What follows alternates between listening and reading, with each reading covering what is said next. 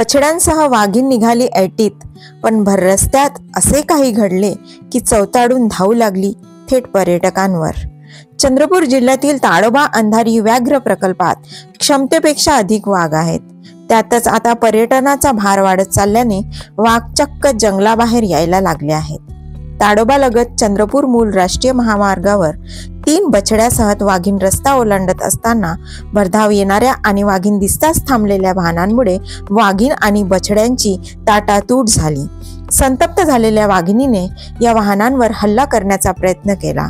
वन्यजीव प्रेमींनी परिस्थिती हाताळली आणि वाघिणीला तिच्या बछड्यांना सुरक्षित नेता आले।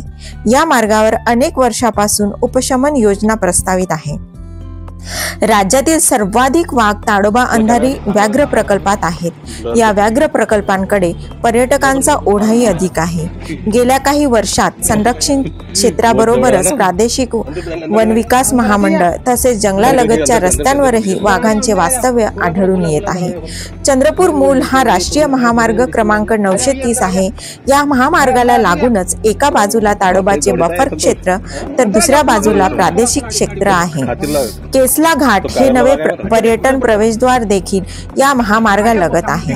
त्यामुळे या महामार्गावरून वाघच नाही तर इतरही वन्यप्राणी रस्ता ओलांडतात।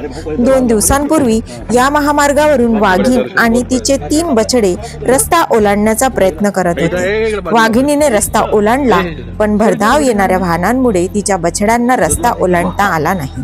त्यामुळे ही वाघीण रस्त्याच्या कडेलाच बसून राहिली।